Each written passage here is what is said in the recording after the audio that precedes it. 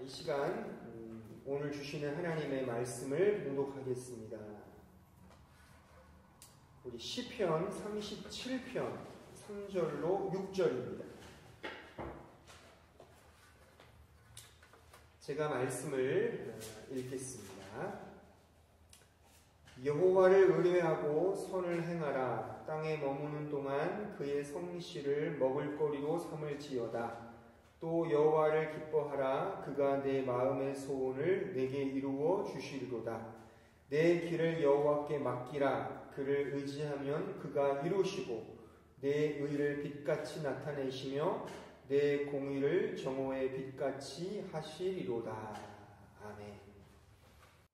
먼저 이렇게 주일 영상 예배에 오신 여러분들을 환영하고 또한 이곳에 있진 않지만 지금 이 영상을 통해 함께 예배드리고 있는 모든 한마음교회 교우들에게 진심으로 사랑과 축복의 말을 전합니다.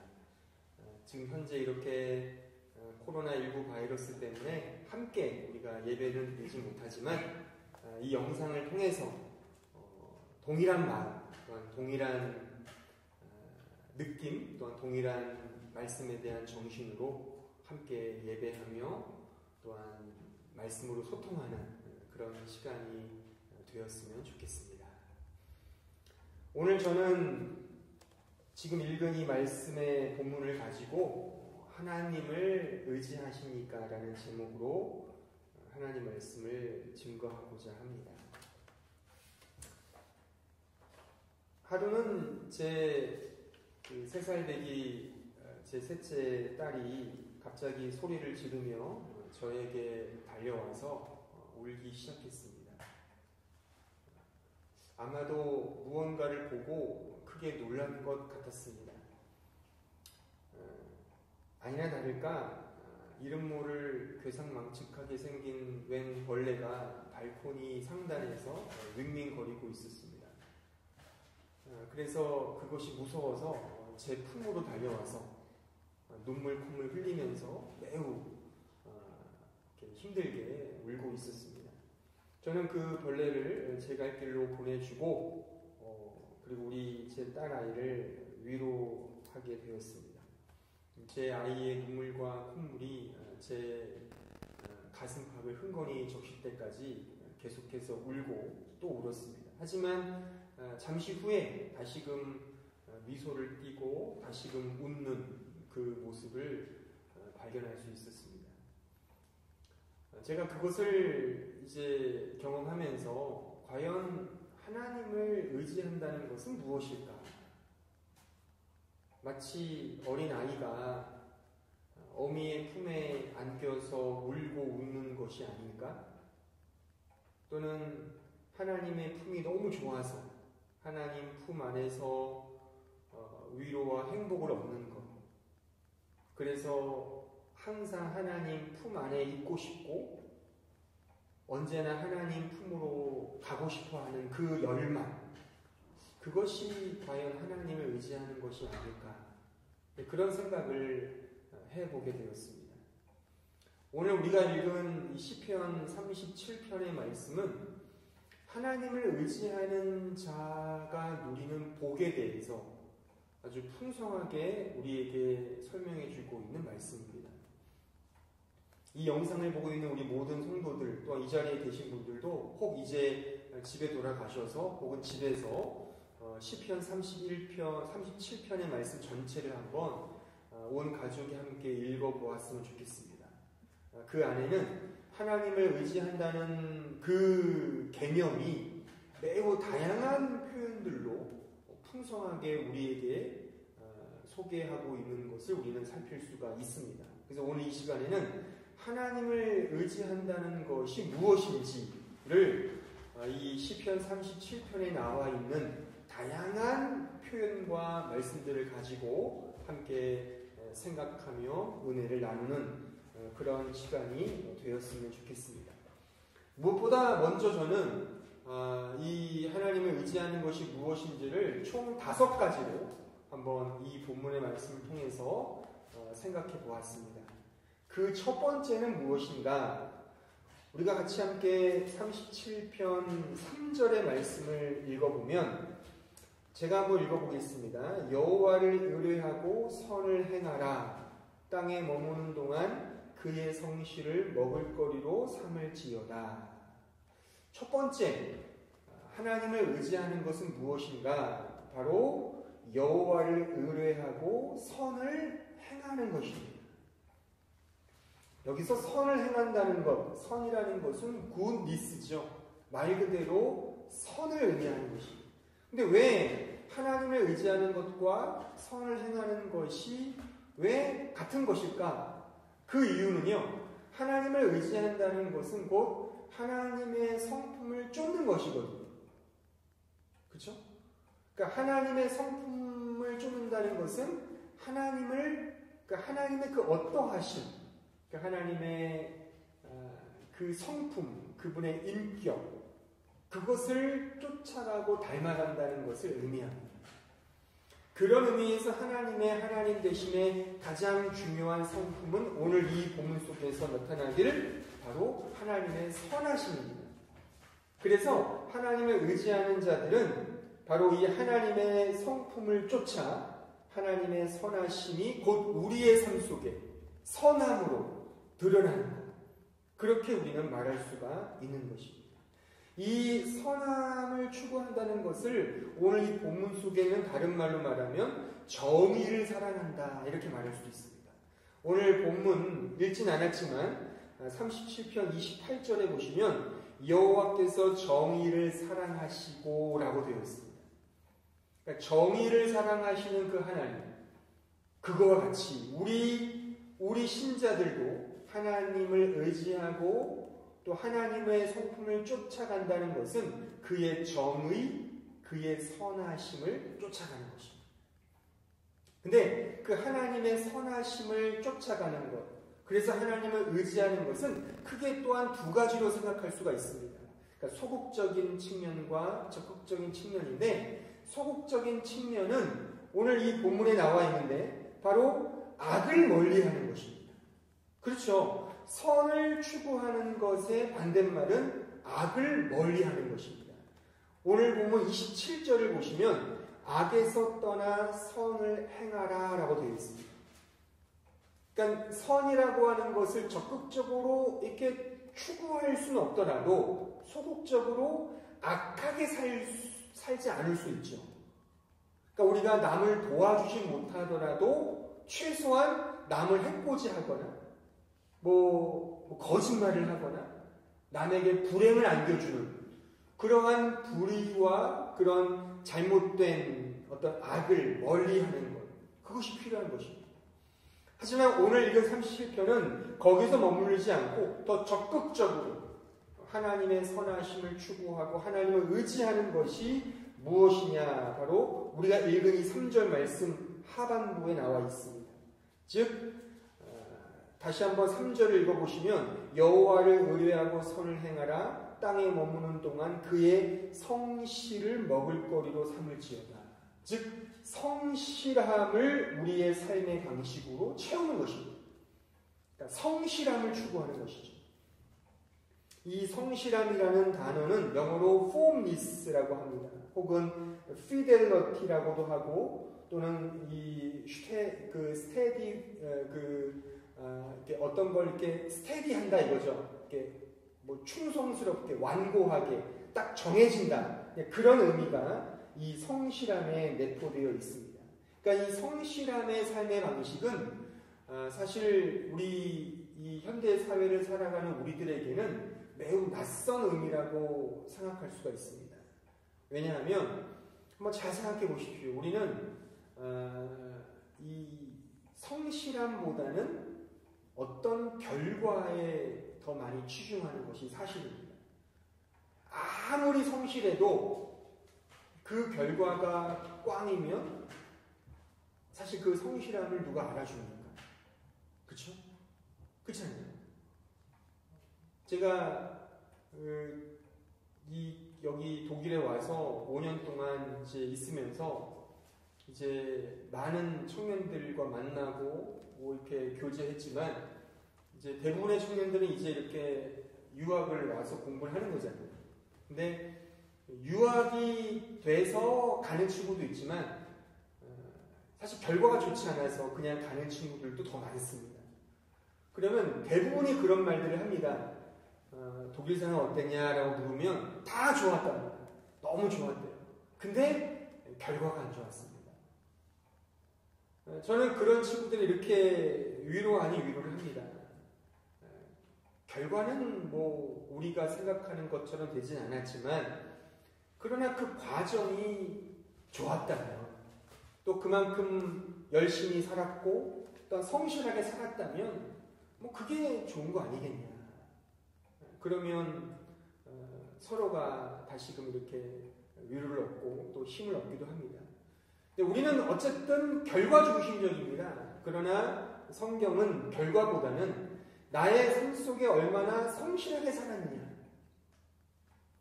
그게 중요한 것입니다. 언젠가 제가 설교 때 언급했던 제가 좋아하는 그 예술계의 비평가 중에 존 러스킨이 있습니다.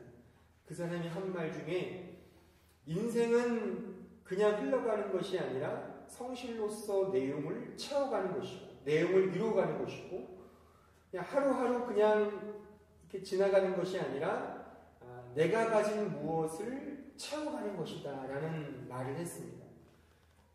바로 그 러스킨의 말처럼 그냥 인생은 그냥 흘러가거나 그냥 아무렇게나 그냥 지나가는 것이 아니라 성실로서 내용을 채워가는 것이다. 이루어가는 것이다. 틀림없이 성경의 교훈도 그것입니다. 우리가 하나님을 의지한다, 하나님의 선하심을 추구한다는 것은 바로 이겁니다. 우리의 하루하루의 삶을 성실하게, 충성스럽게 살아가는 것입니다. 악을 행할 수 없습니다. 불의를 행할 수 없습니다. 불성실하게 살아갈 수 없습니다.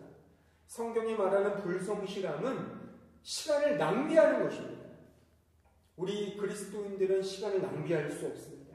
나에게 주어진 삶을 최선을 다하여 성실하게 살아내는 것, 그것이 바로 우리 크리스천이 하나님을 의지하며 살아가는 삶의 매우 구체적인 모습이라고 말할 수가 있는 것입니다.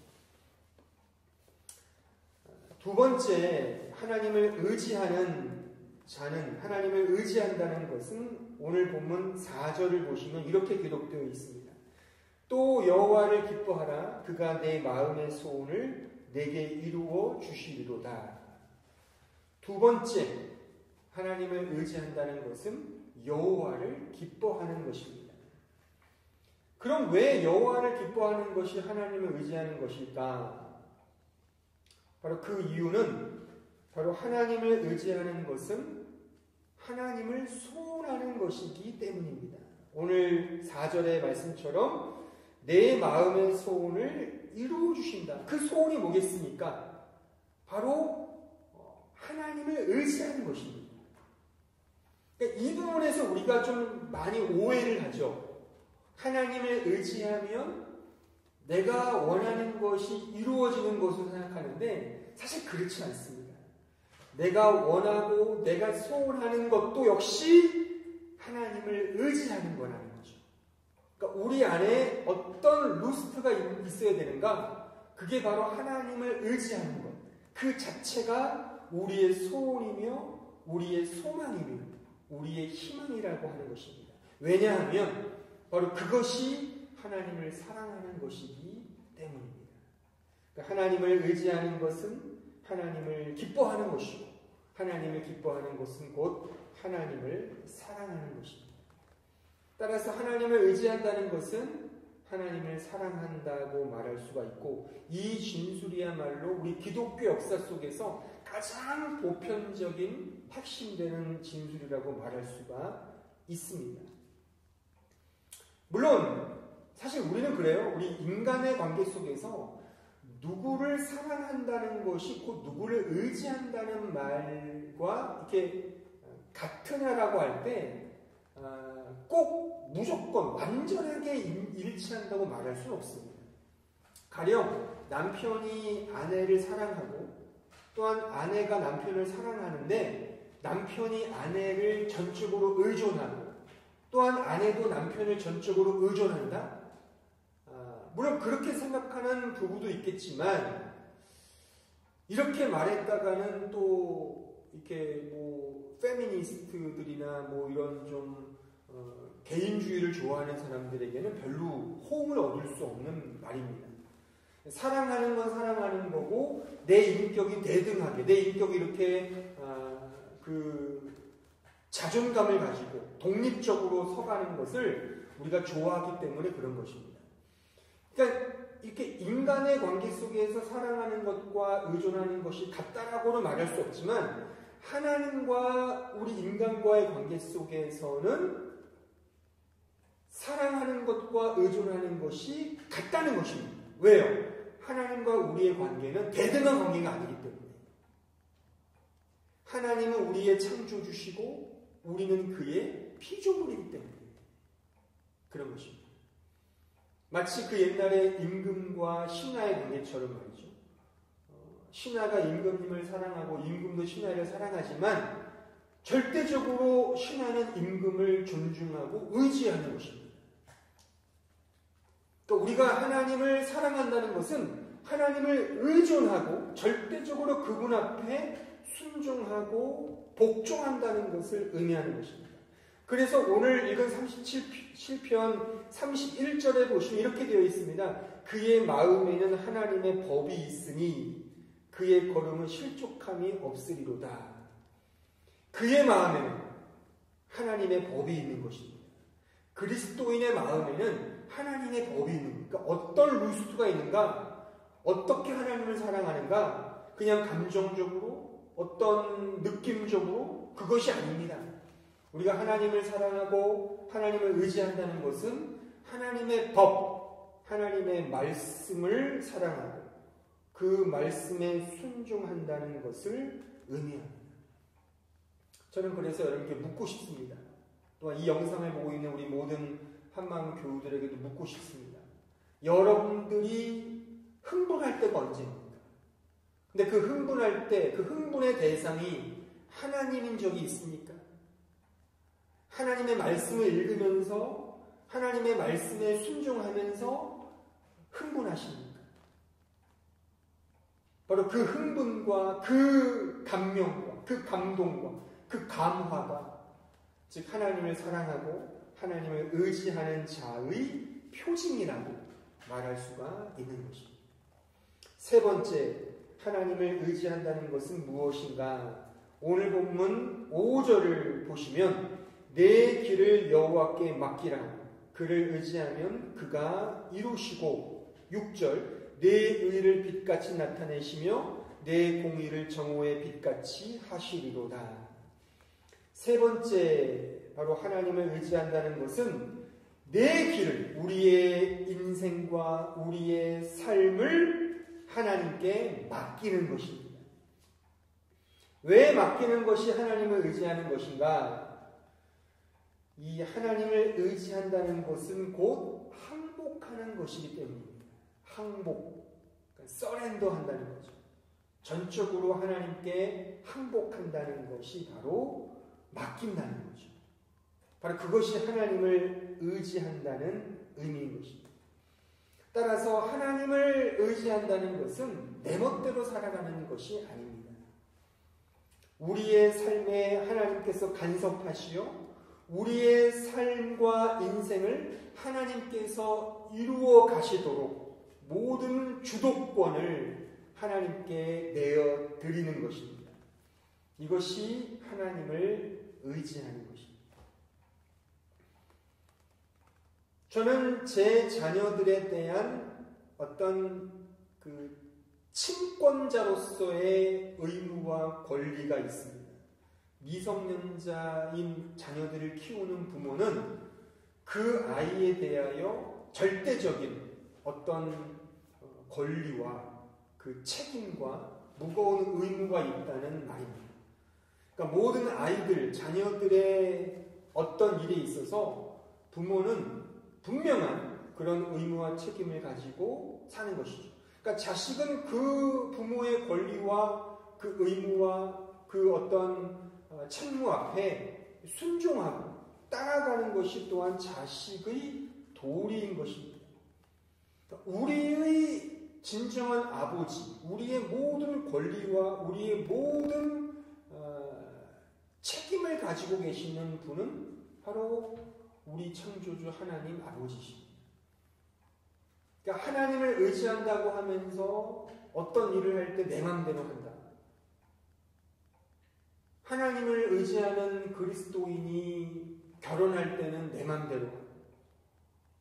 하나님을 의지한다는 그리스도인이 일할 때는 내 맘대로, 직장생활도 내 맘대로, 비전도 말하자면 내 맘대로 세우고 모든 계획을 내 뜻대로 세운다면 그럼 과연 그게 하나님을 의지하는 것인가?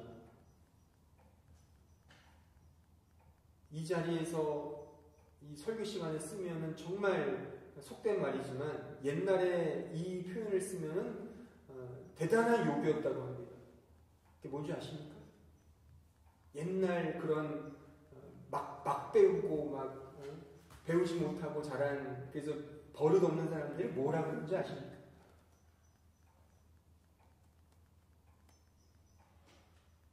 후레자식.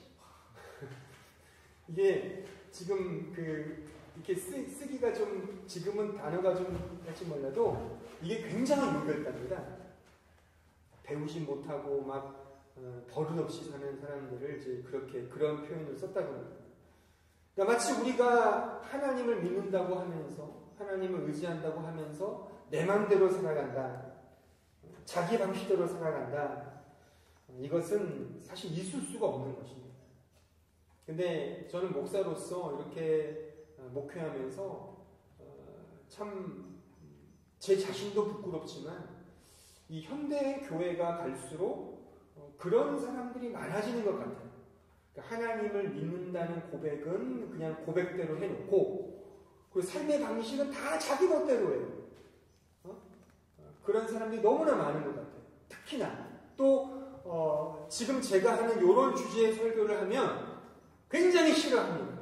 아예 하나님도 하나님이고 내 인생은 내 건데 그러니까 내 인생은 내 거다라는 것을 강화시켜주는 지금 이 문화 콘텐츠로 지금 우리 이 주변이 다 점령되어 있지 않습니까? 네 멋대로 살아라, 뭐 마음껏 해라, 이런 식의 구호와 개념들이 막 이렇게 팽창하고 있는 시대에 살고 있기 때문에 어떤 하나님의 법과 하나님의 말씀과 뭐 하나님의 주권을 존중하고 뭐 하나님의 뜻에 따라가야 된다는 말을 하면은 듣기도 싫어하고 또한 별로 이렇게 먹히지 않는 시대에 우리가 살고 있습니다. 그럼에도 불구하고 오늘 이 본문 속에서 우리가 확인했듯이 정말 하나님을 의지한다는 것은 모든 것, 내 길을 여호와께 맡기는 것입니다. 우리의 계획, 우리의 모든 삶의 방식을 하나님께 맡기고 나를 어떻게 인도하실지를 이제 고대하는 것입니다. 물론 이런 말들이 무책임하게 내가 인간 편에서 아무것도 할 필요가 없다. 그게 전혀 아닙니다. 우리가 해야 될 것은 해야 되지만 여기서 모든 걸 맡긴다는 것은 어쨌거나 하나님의 뜻에 순종한다는 것이고 하나님께서 원하시는 방향으로 나를 고쳐서 간다는 의미인 것입니다. 또 이 영상을 보고 있는 또는 이 가운데 몇 분 계신데 여러분들이 이제 미래의 계획들을 세우지 않겠습니까? 또 오늘 이렇게 우리 사랑 자매도 마지막 예배잖아요, 그죠? 오늘이. 그래서 나도 갑자기 가는 것에 나도 되게 좀 아쉬운데 아무튼 이제 새로운 계획과 새로운 진로 속에 가는 것 같은데 우리의 생각과 우리의 계획도 중요하지만 과연 나를 통해서 하나님이 나의 인생을 어떻게 인도하시는지를 좀 곰곰이 생각하고 또 기다리는 것도 필요하다 이거죠. 또 이 영상을 보고 있는 모든 청년들도 마찬가지입니다. 또 우리 소윤 자매도 이제 다음 주에 한국으로 돌아가는데 마찬가지입니다. 우리의 계획은 우리는 모릅니다. 하지만 모든 것을 주님께 맡기는 자세, 그런 마음. 근데 이렇게 되지 않는 이유는 사실 하나님은 눈에 보이지 않기 때문에 하나님이 내 삶에 진짜 개입하시는가에 대한 의심이 있습니다. 그래서 눈에 보이는 어떤 그 계획표에 따라서 갈 때가 많아요. 왜요? 이거는 확연하게 보이는 거지만 하나님의 계획은 눈에 보이지 않거든요. 근데 오늘 읽은 이 6절의 말씀을 다시 보시면 내 의를 빛같이 나타내시며 내 공의를 정오의 빛같이 하시리로다. 우리가 주님께 우리의 길을 맡긴다면 하나님은 우리를 빛같이 화려하게 아름답게 드러내신다는 약속입니다. 이 사실을 진정으로 믿으십니까? 우리 사랑자매 아멘이죠? 아멘. 그래요. 그래서 그 마음으로 이제 살아가셔야 합니다. 이렇게 얼마 안 모이시니까 이렇게 누가 졸거나 딴짓하는 게 다 보이네요. 이제 좀 평상시에 이렇게 좀 뒤에 앉는 사람들이 일부러 초대를 해야 되겠어요, 이 자리에. 그래서 이렇게 한번 여기 앞에 앉아서 저랑 1대1 예배 드리는 거죠. 그것도 하나의 훈련이라고 문득 갑자기 불현듯 생각이 나는 것 같아요. 어쨌든 하나님께 맡기는 것, 그것이 곧 하나님을 의지하는 것이다라고 말할 수가 있습니다.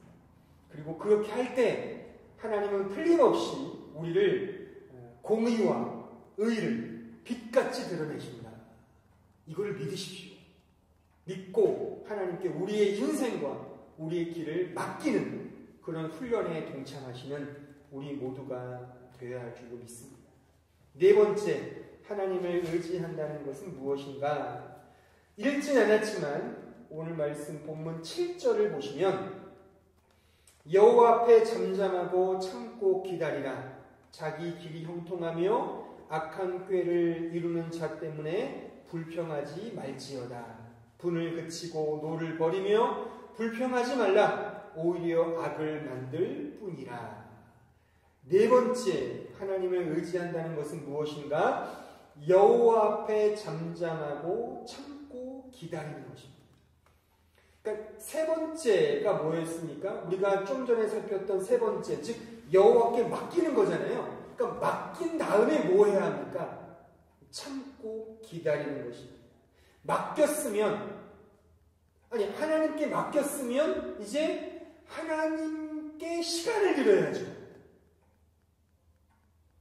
그러니까 지금까지 맡기기 전에는 모든 계획과 인생의 룰과 시간표가 나였어요. 나의 시간표에 따라서 흘러가는 인생이었는데 이제 하나님께 내 길을 맡겼다면, 의지하여 맡겼다면 이제 하나님의 시간표에 우리를 맞추는 거죠. 그럼 하나님의 시간표에 맞춘다는 게 뭡니까? 기다리는 거죠. 참고 기다리는 겁니다. 근데 이게 힘든 거죠. 왜요? 아까 말씀드렸듯이 눈에 보이지 않는 하나님의 시간을 우리가 어떻게 합니까? 그러니까 아주 죽을 맛이죠. 정말 이 기다리고 견디고 참을 때 언제 이루어질까? 언제 이루어질까? 그래서 나타나는 부정적인 모습이 뭡니까? 지금 읽었듯이 악한 꾀가 생기는 거죠. 오늘 그 7절 하반절에 보시면 악한 꾀를 이루는 자 때문에 또한 불평이 나오는 겁니다. 아니 얼마나 기다려야 돼? 아니 한 달 기다렸는데? 아니 1년 기다렸는데? 아니 3년을 기다렸는데 왜 안 이루어지는 거야? 라고 이제 불평이 나오는 겁니다. 틀림없죠. 그리고 심지어는 분노를 일으키며 이제 악행을 범하는 것까지 가는 겁니다. 그렇게 기다리다 못해 이제 하나님께 막 불평, 불만을 쏟아내면서 이제 자기 멋대로의 삶으로 회귀하는 그런 경우와 그런 이제 영적 디프레션의 이제 과정에 드는 것이죠. 따라서 하나님께 맡겼다면 이제 하나님의 시간표를 기다리며 언제 이루어질지를 기도하면서 기다리는 훈련이 필요한 것입니다. 제가 언젠가도 이 말을 설교 때 했어요. 제가 어떤 책에서 읽었는데 걱정하면 지고 설레이면 이긴다는 글귀가 있습니다. 저는 참 의미 있는 말이라고 생각해요. 걱정하고 염려하면 지고 설레이고 기대하는 것은 이기는 것이다.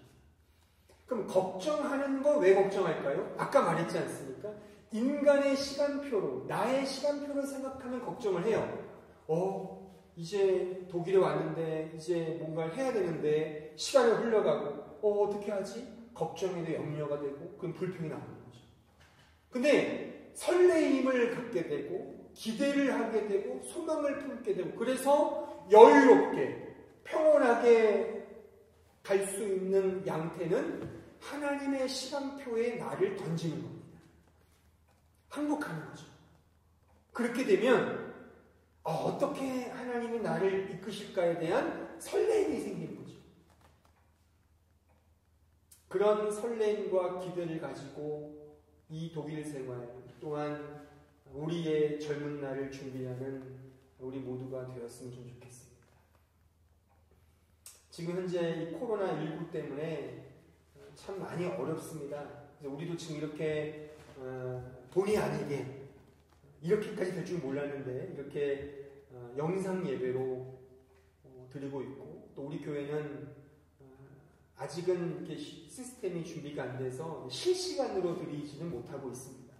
그래서 지금 이 영상은 여러분들이 오늘, 그러니까 지금은 주일이겠지만 저희는 토요일 오후에 지금 우리 청년부 그 까르페 디엠 하는 장소에서 지금 녹화를 뜨고 있는 것입니다.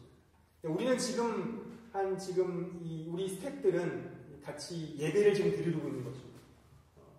그래서 참 이게 이런 상황이 올 줄은 전혀 꿈엔들 몰랐는데 하지만 이 코로나19에 대한 큰 염려와 우려와 걱정 때문에 정말 지나칠 정도의 염려 때문에 이렇게 하고 있는 것입니다. 저는 필요하다고 봅니다. 성도들을 보호하고 또 이 지역 사회에 혹 우리 때문에 이렇게 바이러스가 확산되는 것이 걱정되기도 하고 그래서 이렇게 예배를 드리게 된 것입니다. 하지만 그렇다 하더라도 근본적으로 본질적으로 너무 지나치게 코로나19에 대해서 두려워해서는 안 됩니다. 우리 그리스도인들은 하나님을 의지하는 하나님의 자녀이기 때문에 모든 생사를 주관하시고 모든 상황과 모든 것들을 섭리하시는 하나님을 우리의 아버지로 믿고 있는 그의 자녀이기 때문에 너무 지나치게 또는 본질적으로 염려해서 의심한다는 것, 그래서 너무 지나치게 다운되는 것은 이 그리스도인다운 모습이 아니라고 생각합니다. 우리가 어떤 상황 속에서도 하나님을 바라보면서 하나님을 의지하면서 인내하며 나아가는 것, 그것이 우리 그리스도인다운 진정한 모습이라고 볼 수가 있는 것이죠. 어떠한 상황 속에서도 조급하지 않고 불평하지 않고 잠잠히 혹은 겸손히 하나님을 바라보며 하나님께서 어떻게 당신의 시간표를 따라 우리를 이끄실지를 좀 평온한 마음으로 기다리고 참는 것, 이것이 하나님을 의지하는 신자의 모습이라고 말할 수가 있는 것입니다. 마지막 5번째는 오늘 37편 9절을 보시면 진실로 악을 행하는 자들은 끊어질 것이나 여호와를 소망하는 자들은 땅을 차지하리로다.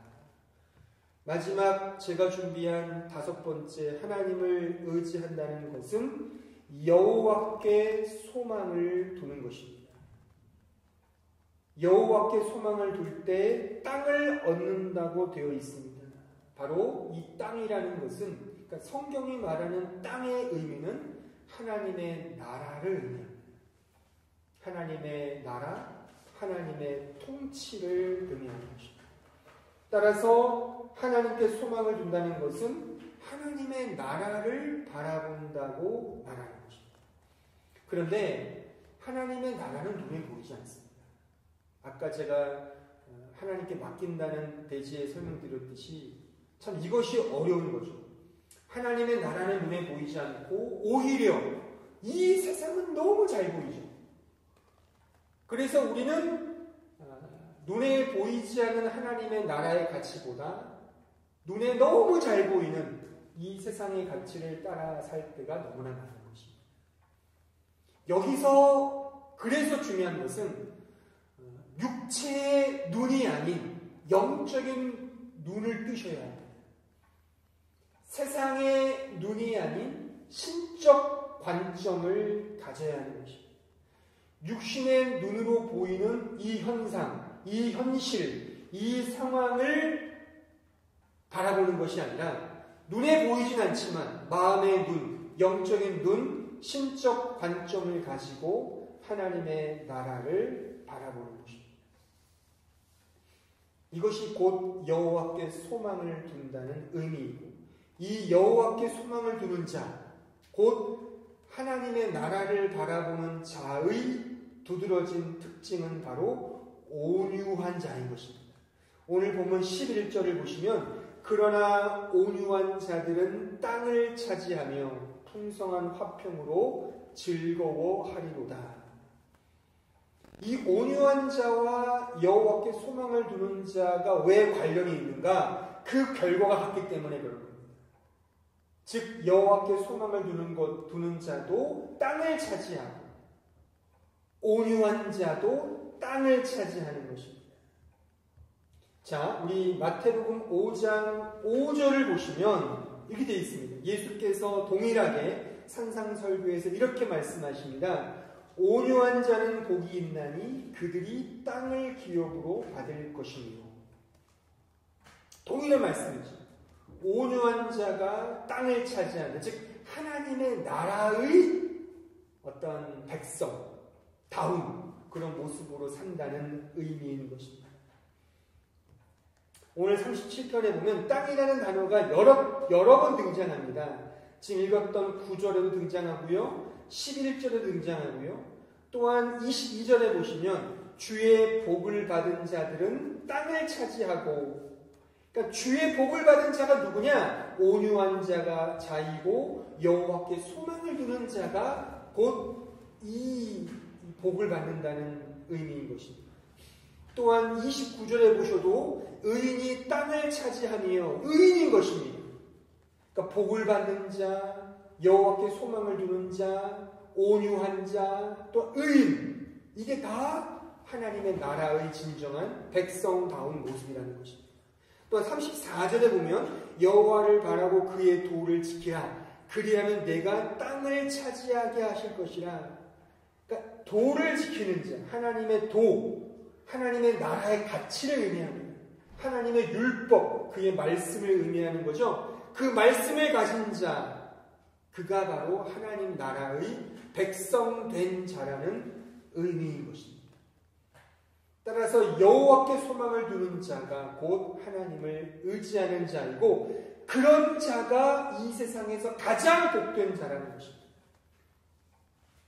제가 설교 때 늘 강조하지만 거부이고 건강하고 이 세상에서 정말 잘나고 화려한 자가 복되고 복받은 자가 아니라 바로 여호와께 소망을 두고 온유한 자, 온유한 자는 하나님께 소망을 두기 때문에 여유를 가진 자라고 말할 수 있죠.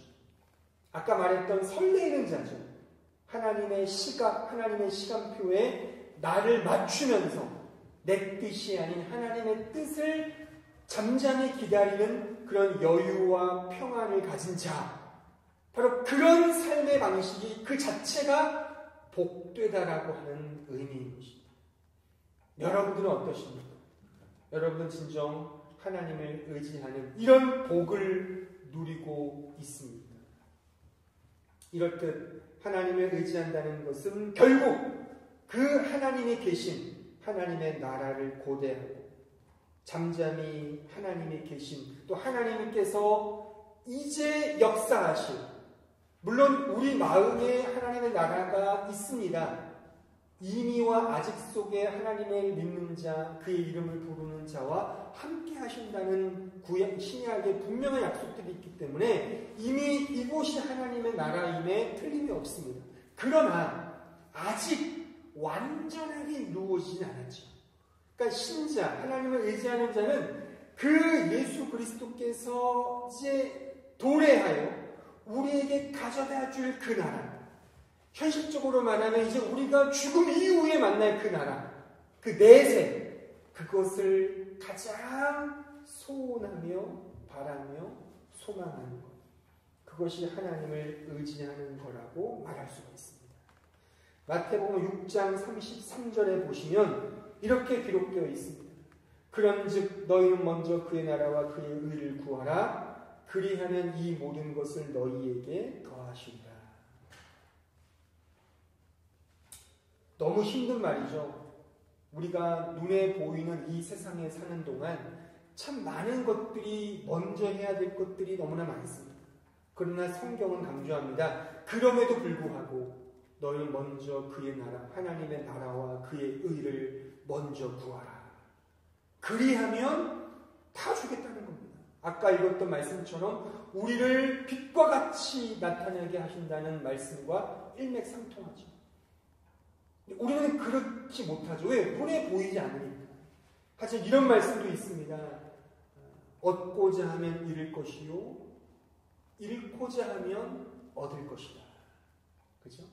그런 의미에서 여러분들이 먼저 해야 될 것, 즉 하나님의 나라의 가치를 우리가 먼저 생각하면서, 또한 이 표현이 젊은이들에게 얼마나 무게감 있게 마음에 박힐지 모르겠지만, 지금 살아가는 현실도 중요하지만 내세를 생각하는 마음도 필요한 것입니다.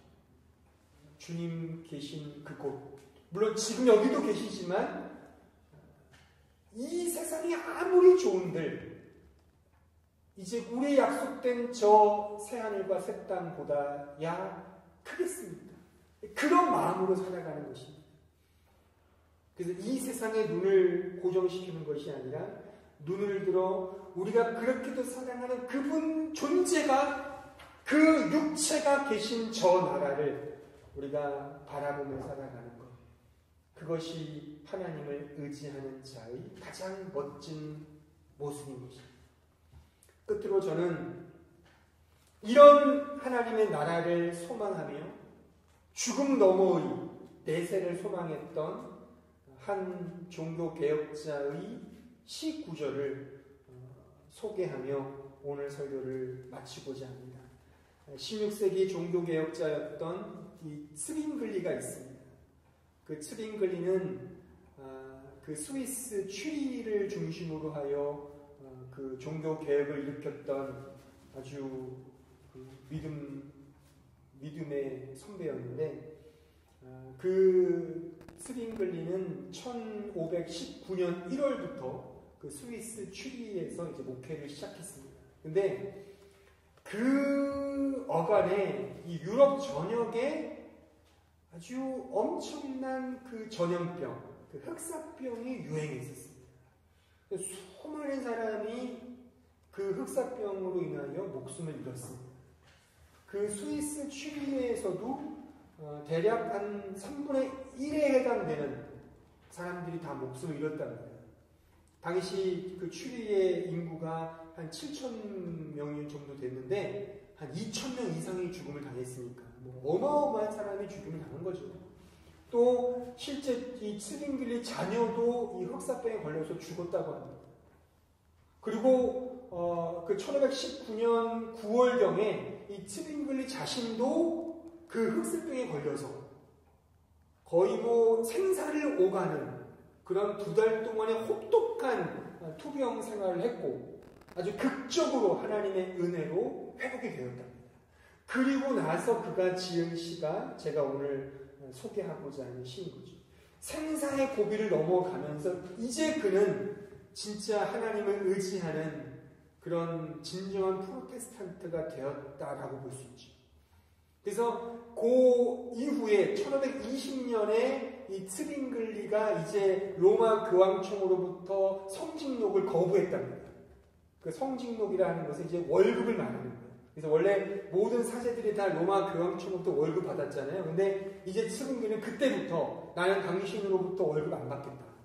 내가 자립을 하면 자립을 했지 당신들이 주는 돈을 받지 않고 나는 이 말씀의 종이 되겠다라고 하여 진정한 프로테스탄트의 길을 걷기 시작하는 거죠. 그러면서 그가 쓴 시가 이것입니다. 지금도 이 19절은 스위스와 독일 개혁교회의 찬송가집에 수록되어 있습니다. 주님, 나를 도우소서. 나의 힘, 나의 반석이시여. 문 밖에서는 죽음이 문두리는 소리가 있습니다. 나를 위해 못 박히신 당신의 손을 높이 들어서 죽음을 정복하시고 나를 구원하소서. 그러나 당신의 음성이 내 생애의 한낮인 지금이라도 내 영혼을 부르신다면 나는 순종하겠나이다. 믿음과 소망 안에서 이 땅을 포기하고 천국을 얻고자 하나니 나는 당신의 것입니다. 사랑하는 성도 여러분, 여러분들은 과연 얼마나 하나님을 의지하십니까? 오늘 우리가 확인한 것처럼 여호와를 의뢰하고 선을 행하십니까? 하나님의 성품을 추구하십니까? 불의와 타협하진 않습니까? 불의가 아무리 거금을 주어도 우리는 하나님의 선하심을 추구해야 합니다. 또 하나님을 기뻐하시니까 진정 하나님을 사랑하십니까? 우리의 길을 진정 하나님께 맡기십니까? 손해가 보아도 하나님께 맡기는 그것이 하나님을 의지하는 자의 모습입니다. 그리고 기다리는 훈련입니다. 참고 인내하며 하나님의 시간표에 우리의 시간을 맞추는 것입니다. 내 시간에 하나님의 시간이 더 늦는다고 불평하는 것이 아니라 하나님의 시간에 나를 맞추어서 잠잠히 겸손히 기다리는 것입니다. 그리고 하나님의 나라를 소망하는 것입니다. 사랑하는 성도 여러분, 부디 한 주간 살아가실 때 지금 코로나19 이 독일에서의 정말 힘든 삶, 유학생활, 입시생활 여러 가지 어려움들이 있지만 이런 가운데에서도 이 상황에 우리의 시선을 고정하기보다는 눈을 들어 하나님을 바라보며 하나님께 소망을 두며 신자가 할 수 있는 우리의 눈을 들어 하나님을 바라보는 그 훈련, 그 모습, 그 삶으로 나아가 참된 복을 누리시는 우리 사랑하는 한마음 교우들 되기를 진심으로 기원합니다.